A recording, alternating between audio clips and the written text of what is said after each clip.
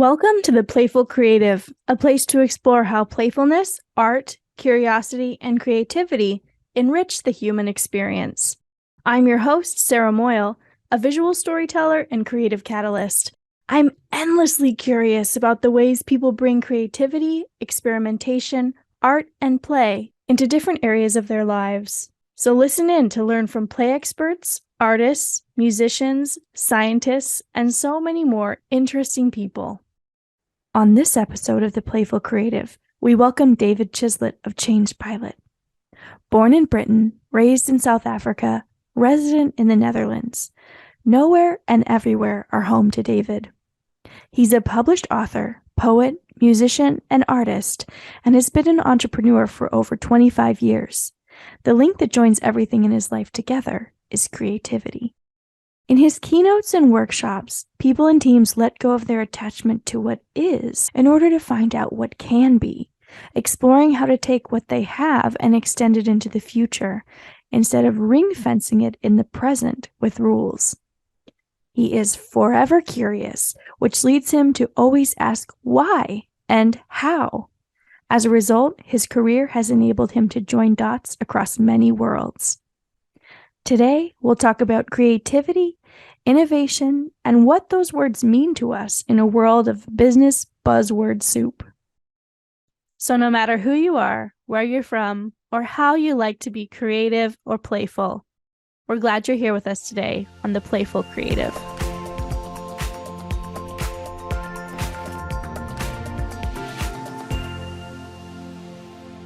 All right, welcome, David, coming to us from the Netherlands. Yay.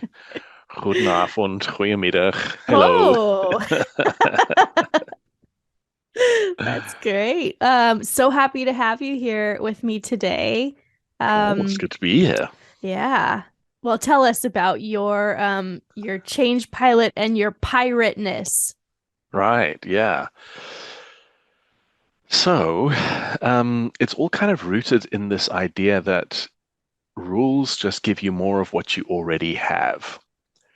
So if you want change, if you want improvement, if you want innovation, you got to break rules.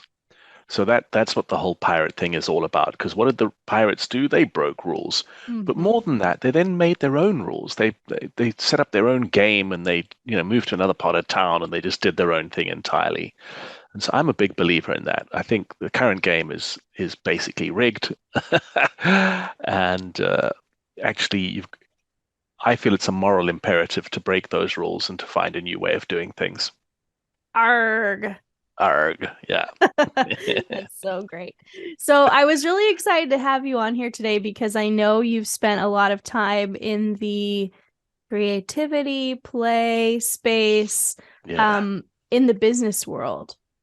Mhm. And so I thought we would spend a little bit of time up front just talking about why play and creativity are important, first of all. Yep. And then we'll go from there. Cool. All right. Mm-hmm. Well, for me, play and creativity are so important at work because most of the time at work, at least half of the activity that's going on is measurement, KPIs, KPAs, goals, performance reviews, matrices, and what have you. And the trouble with all of that is that it presupposes a one-size-fits-all solution. Mm-hmm. And, we aren't all one size by any stretch of the imagination. Every human being is unique.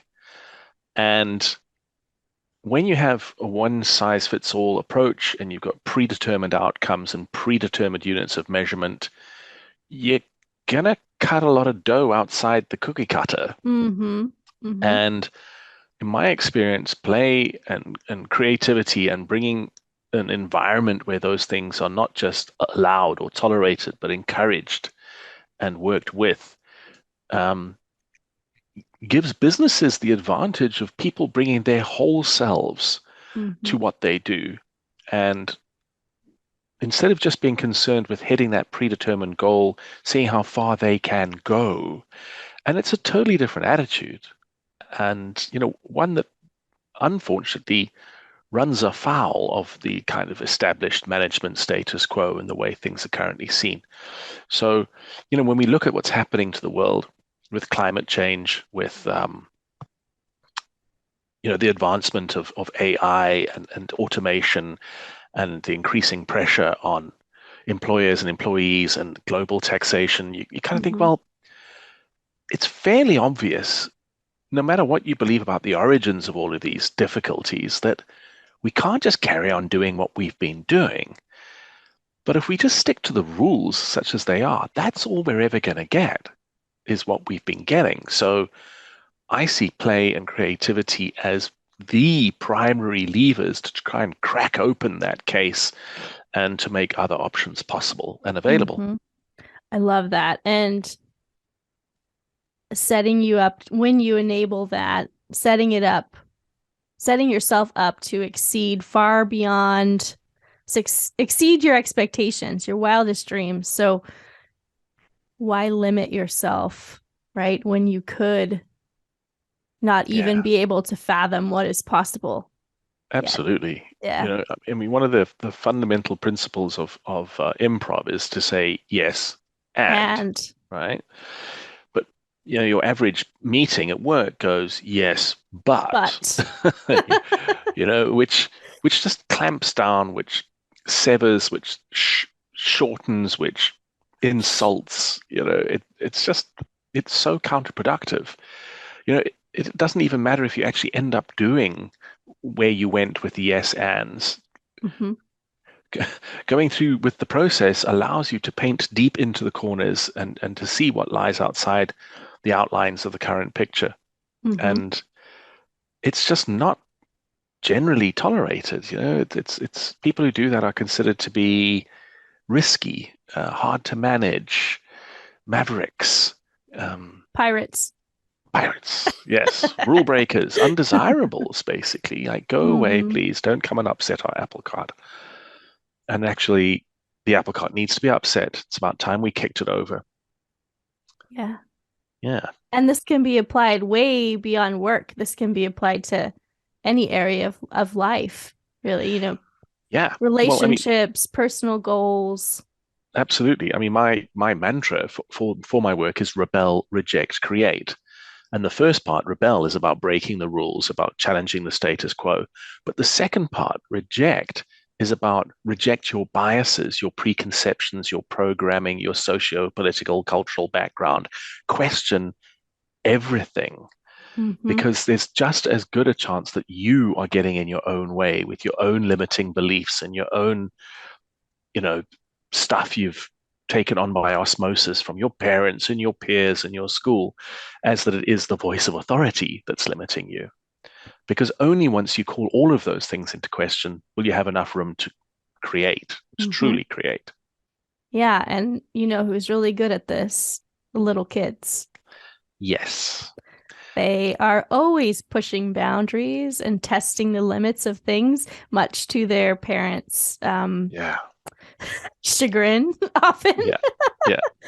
But yeah, it makes me think of the NASA creativity score Yeah. study that was done where they measured the creativity levels of different age groups.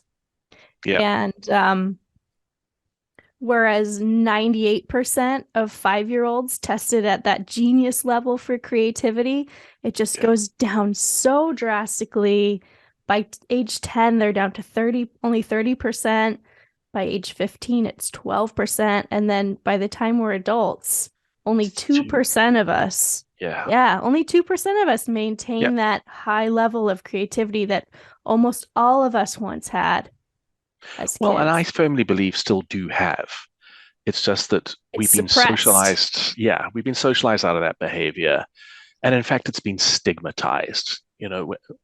In my work, when I speak to people and I use the word creativity, I can literally see people recoiling. It's like, oh my God, he's a weirdo. We Oh can't have that no. stuff around here. It's dangerous. And yet, you look at any corporation, any product, any brand, what sits at the core of all the value that that corporation represents? is intellectual property, which is just a fancy word for an idea, Yep. which somebody made up, created, plucked out of their fantasy. It all comes from there. So it's, for me, it's a massive exhibition of cognitive dissonance that this is the very same people who are uncomfortable with their employees and their colleagues being creative because it's unmeasurable. We can't put a price on it. We can't put a value on it. When everything that they have, the only value it has is rooted in an example of that unmeasurable, unquantifiable thing. It's like, come on, people. If we had more creative people, maybe we would have more IP. Maybe we would actually have even more value. What are they on about? Yeah. Yeah. And I think it's often associated with really what they call soft skills, right? Or they imagine, like you said, it's so unstructured that it's frivolous. There seems to be this like hugely dominant preconception that there is no gray area when it comes to being creative. You're either full on, tie-dyed, acid dropping, unreliable, flaky creativity beatnik, or you're a suit. The idea that you could turn creativity on and off and use it in appropriate dosages in appropriate situations doesn't seem to occur to a lot of people in business. It is so polarized, which is okay. I mean, I know why that is because of the massive myths that exist in our society. If you look at rock stars and Hollywood actors and what have you, it's, they go out of their way to propagate this idea that all they're ever doing is being hey, shawawi, wild and creative. When, if you've ever met anybody who's worked in those industries, you know that in actual fact, the moments of creative glory are few and far between and linked only by hours and hours and hours of very hard work. And it's that part which just gets missed. And, so when you're a kid, when you're one of the 95% of genius level creatives, work isn't an issue because you're connecting the dots. You're trying everything out. You have no fear of failure because you don't even know what that means. Because every time you don't quite manage to do what you're trying to do, you learn something. So the next time's better. And, as we start moving through school and we get standardized testing and we get goals imposed on us from outside, extrinsic motivation as opposed to intrinsic motivation, that just gradually gets hammered out of you until we sit here as adults in a situation where fully rational, intelligent human beings have very weird ideas about what creativity actually is, what it does, and what creative people are like. So let's talk about that. Let's talk about what I think you and I have a common understanding of what we mean when we say creativity, but like any word, people take understanding and meaning from their previous experiences or what they've been told or heard. So let's talk about what creativity means to you. All right. For me, creativity is the process, the intellectual or intelligence-driven process, which happens within your mind when you join the dots to come up with a new idea or a new iteration. In order to do that, generally you need knowledge and skills. And unfortunately, most of the time, the world out there hears the word creativity and they think art. Now, my understanding of this is that art is not creativity. It is one product of creativity. The theory of relativity was also a product of creativity. Einstein literally dreamed that up and then managed to prove it with lots and lots of hard work using his knowledge and his skills. But the product itself was something that he conceived, that he thought of. So, highly successful entrepreneurs are actually very creative human beings. They come up with new products, new processes, new ways of doing things, new ways of taking things to market. Scientists, goodness me, where do we think these hypotheses come from that they test in the lab? They make it up. They Yep. are creative. And so these are also products of creativity. Mm-hmm. And then the other problem is that, of course, we've got this obsession with the idea that all has to be, whoa, huge, Yes. and that it's not creative if it isn't high art or high invention or very amazing science. Yeah, Patented, yeah. fully. Yeah. Yeah. Every time you take a butter knife and tighten the screws in your door handle so it doesn't fall off, you are being creative. You are taking something that is not designed for that purpose and you're thinking, well, it looks like a screwdriver, and you do it. You're joining dots that don't belong together to come up with a new way of doing things. There's a And in, really, just sorry, really yeah, quick. There's a really fun brain exercise that you can do, which is pick a common object like a fork mm, or a knife, butter knife, and spend a minute, time yourself, thinking up as many different ways, different uses for that object as you yeah, can, and then do it again without duplicating and yeah, see what you come up with because exactly. um you'll surprise yourself, I think. And the Yeah, first ones may be pretty obvious and plain, but as you push yourself to go further and further, I bet you'll come up with some very creative ideas. yeah. The second list is always way more interesting. Yeah. Yeah. Yeah. Yeah, no, indeed. And so, you know, what play does is it puts you into a state of mind where it's easier to make creative leaps because it isn't goal directed, because it isn't extrinsically motivated, because it isn't predefined. Yes, there are some rules and some game, in games, but they're not Mm-hmm. the kind of rules which tell you exactly what you have to do all the time. So, especially free play is the best place to Mm-hmm. stretch your creative legs. Yep. And sometimes having a couple rules as just parameters is actually helpful, especially if you're not as used to engaging in free play. Um, it can help give you somewhere to start. Well, rules quite often are half the fun because, Yeah, it's a um, you know, challenge. right. And to get Yeah. into flow, as Mm-hmm. Mahaley Csikszentmihalyi says, Mm-hmm. you need to be pushing yourself just beyond your known limits. And so quite often Yes. that's the function that rules play. They say that is what forces you to go that little bit further, to just get beyond where you were yesterday and therefore to discover something or to experience something new. Yeah. And if you don't know what flow is, it's that experience where you're doing something that meets you at the right place for your skill and the challenge, and you lose track of time. It's Yeah. like you look at the clock and you're like, how did an hour just pass? Because it is just the right level and you're fully engaged in that activity. Yeah. And that could be when you're playing an instrument, running, working on a problem. There's lots of different ways you can get into that state of flow. Yes, indeed. Yeah.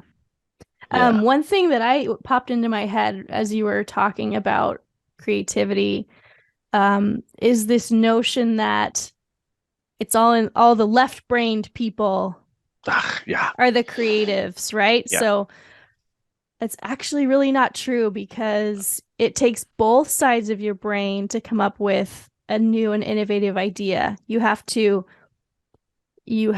expand your thinking, come up with lots of options, and then you have to converge Yeah. to Well, look, combine old information with new ideas and create something novel and yeah. creative.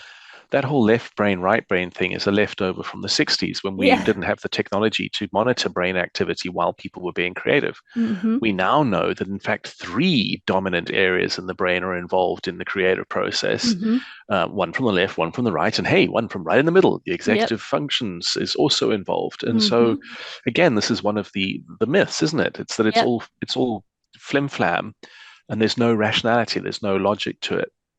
When in actual fact, what you're saying is 100% right. If you don't converge, if you don't narrow down, if you don't cut the chaff and sort out the wheat, uh, you know, no one cares. And Mm-hmm. therefore, have you actually created anything if it doesn't see the light of day and it doesn't get used? Yeah. Yeah. Yeah. So, yeah, it's not really that at all. You know, I grew up in the arts and culture industries, and there everyone's the next rock star and the next great poet and the next author, and they've all got great ideas, which they're very quick to say, "Don't you dare use that because I'll sue you." And 10 years later, they still haven't done it Mm-hmm. because they too are so focused on this whole left brain, woo woo woo. It's all fluffy and weird. It's all about the ideas, and have never managed to step through into action. Mm-hmm.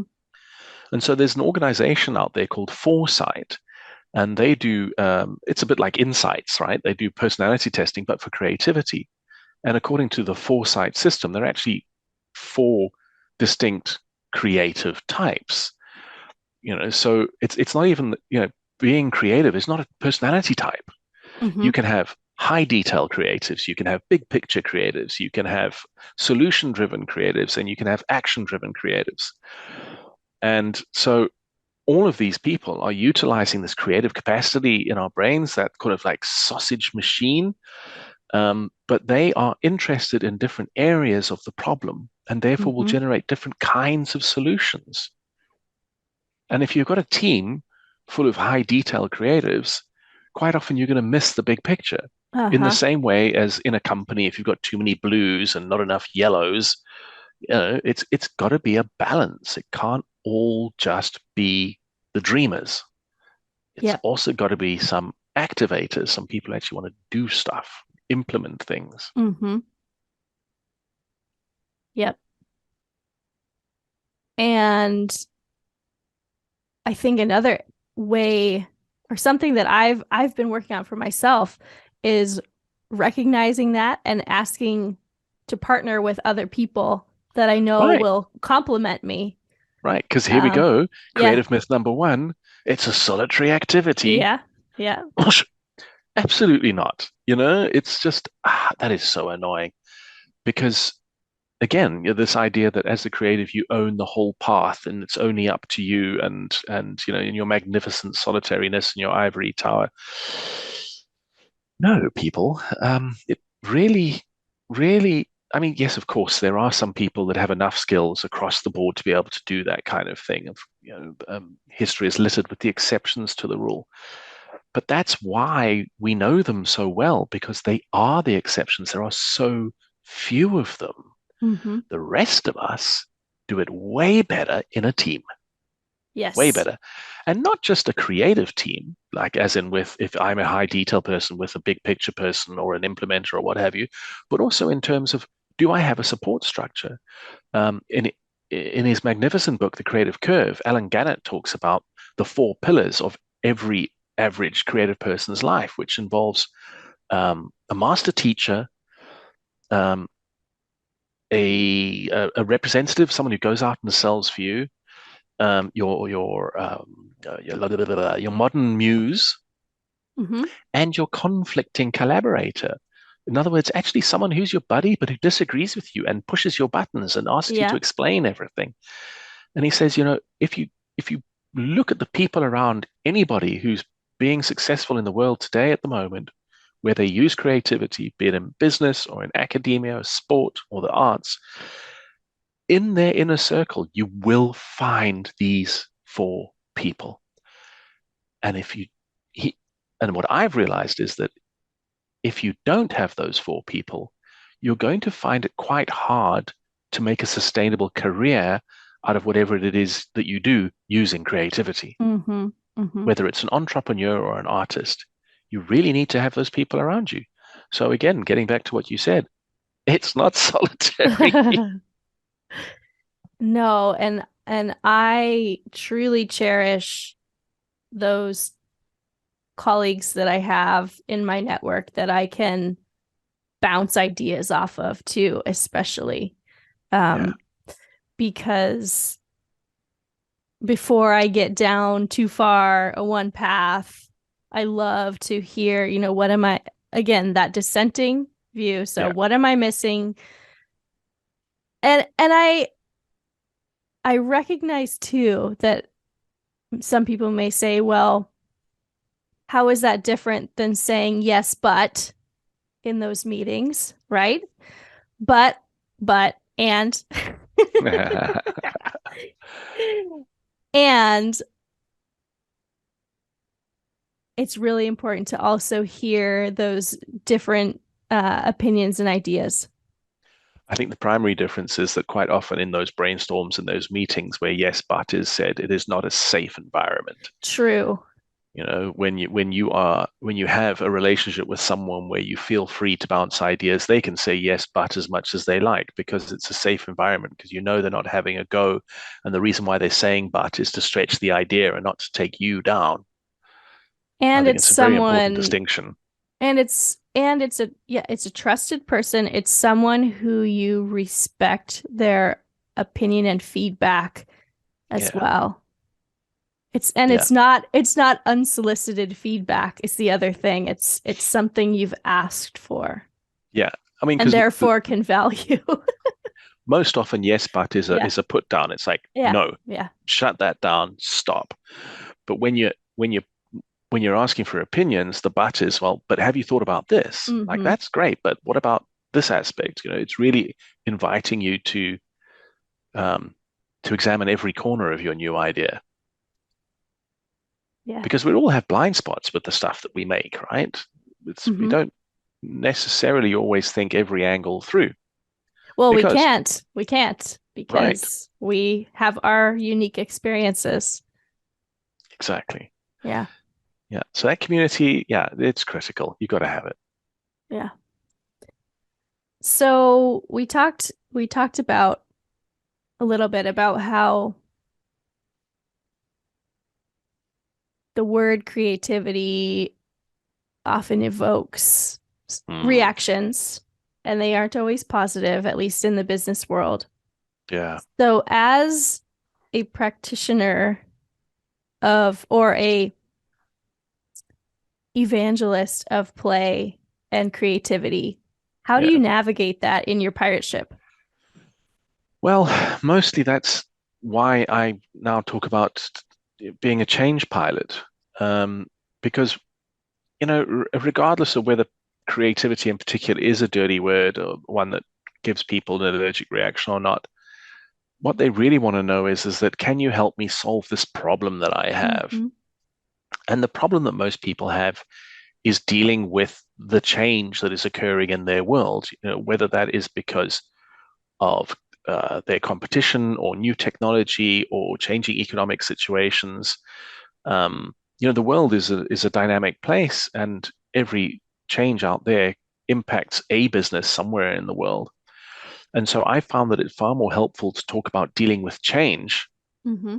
and problem solving than, hey, let me make you more creative, because that way people understand why they're doing what they're going to be doing with me, because it's going to help them be better at dealing with change, with being a little bit more proactive. And in fact, ultimately, my goal is to put people in a position where they can be the person giving someone else a headache because of the fact that they are now initiating the change instead of having to react to change. Mm-hmm.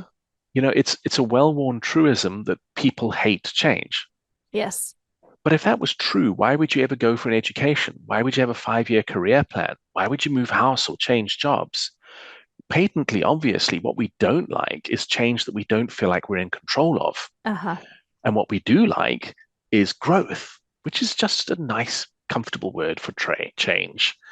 So if that's true, which I firmly believe it is, surely what we really need to be working on is just our attitude towards uncertainty.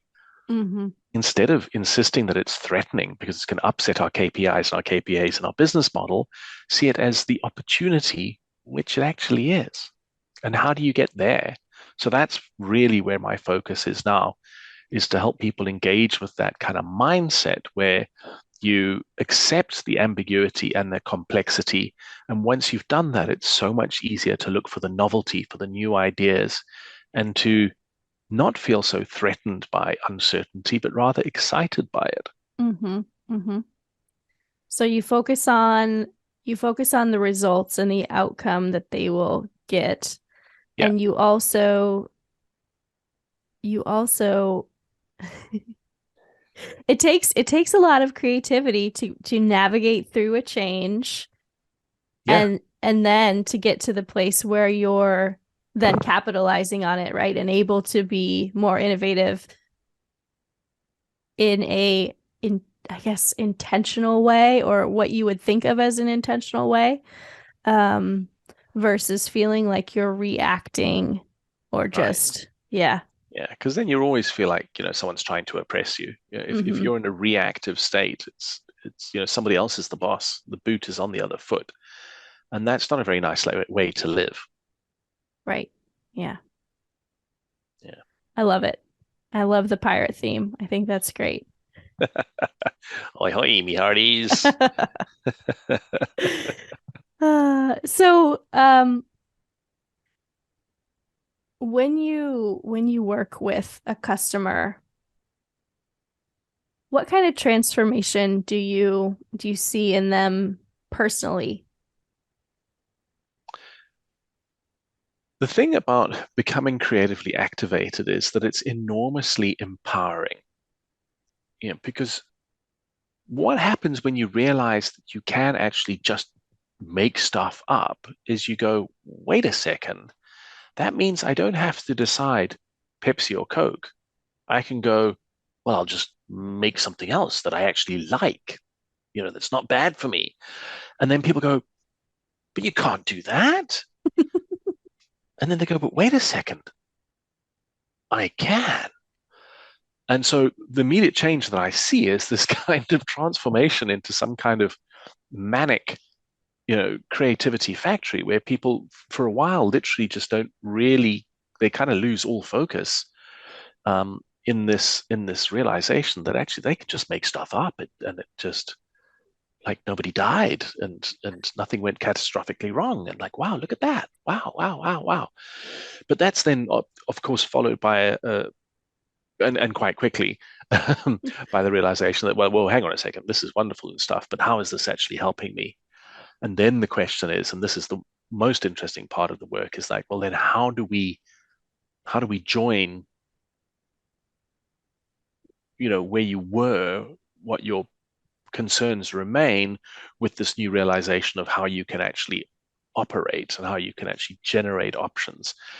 And that's where it starts. That's where the empowering side of things really starts to come in, where people kind of go, okay, well, so that means I need to rethink a few things. And that can be a bit of a long, dark tea time of the soul, where suddenly people realize that, geez, I believe a whole lot of things about what's possible and what's not, and Uh-huh. what's the right way to do things and what's not, that I actually which don't gel with the way I see the world. So I don't see the world as this predeterministic, cold, hard place. Why do I have these beliefs about what I can do at work or with work? Hmm. So it can actually be very confronting. Yeah. You have to re-examine all of those things you thought were set in stone. Yeah, because they're not. They're They're just not. stories. Yeah. So that's also a very interesting moment to be with people in, is when they realize that it's all just a story. One that in most instances has been repeated so many times that one's not even sure when it began. And it's very threatening to let go of those stories because they feel a lot like who we are. And so then the next phase that's really cool is when people realize that they're not their stories, that those stories are just that, stories, that when you strip them away, they are still themselves. Um, Yeah. On a personal note, I've been doing a ton of this on myself yeah, because um I realized how much of myself I had lost in being a mom, yeah, and being a in a marriage that wasn't fulfilling for me. And so I got divorced, and I've been deconstructing, reconstructing re-examining yeah, everything. And so I've been using lots of creativity there. yeah, And it can be really hard to examine those assumptions and beliefs, Yep. especially on something so personal. Yep. But it's also so reinvigorating and empowering, like you said, to take that time and think about what you actually want to be doing, where you want to be going, what stories you're telling yourself, and Yeah. what stories you want, Yeah. for me, especially my kids, to be told. Yeah. There are actually no shortcuts. It all takes work. Mm-hmm. The work doesn't always feel like work, and it's not always obvious that it is work, but time is always required. And I think that's something that we forget a lot in this instant gratification world where so many things are literally instant. That when you start talking about purpose and value, that Yeah. what is required is time and effort. That's honestly the biggest hurdle that I come across when I want to do a workshop with a group of people and make it deep and meaningful to get some different outcomes. Um, but it's hard to get a business team to invest as much time as I think Yep. is necessary. So that's a Yeah, big one. it is. It is a big one. Mm-hmm. Um, I'm not quite sure how that's going to change at the moment because thanks to technology, so much stuff is available on demand in bite-sized, blah Yep. blah blah. The illusion exists that the work can be done very quickly and very easily. Um, but even if you're using those bite-sized bits of on-demand content, if you're going to get anything out of them, you're still going to have to do work. You get out what you put in. Yeah, Is what it boils down to, I think. And can you do some version of that with a much shorter amount of time? Yeah. And it might be fine. yeah, But again, you're sticking to the status quo, the rules that have been put in place before and how it's always been done yeah. versus unlocking that potential that we talked about before. Yeah, it comes back to the whole cookie cutter one size fits all Mm-hmm. thing. Mm-hmm. If you've got a digital on demand thing, everyone's seeing the same thing. So, but we're not all the same. So, what are you actually getting out of this? Yeah, I think that's Yeah. the real value of in-person training of any description is that any facilitator who's even halfway good will pivot and change and adapt in the moment according to who's in front of them and what they're coming at the facilitator with. Mm-hmm. That's what's so amazing about in-person training. Yeah, even if you're following the same agenda and have the same goals, every session is different Yeah. based on who shows up. Yep. Yeah. It's what makes being a trainer constantly interesting. Every Mm-hmm. group, every training space, different times of day, they all throw up different things, even when you're doing the same material for the same reasons. Yep. It's the human beings are just not uniform, and they just respond so differently to stuff. Yep. Yeah. Well, thanks so much, Chris. This has been wonderful. I have one more request of you, which Okay. is to pose a challenge to the listeners for a way that they can tap into or explore their creativity or playfulness. Do nothing. Switch off your phone. Resist the urge to listen to a podcast. Don't watch TV. Don't even pick up a book. Sit in a corner, stare out the window, and wait and see what happens. Love it. I love it. Cool. We have so few of those moments. Yeah. Always on, We carry 24/7. a computer with a mini computer with us in our pocket. So any downtime right there is instant entertainment. Yep. So give yourself that gift back. I love that. Cool. All right. Thanks for listening. If you have anyone that you think would enjoy this podcast, please clue them in so that we can have more guests, and send me ideas if there's someone else you want to hear from. Until next time, thanks again, David. Thank you, Sarah.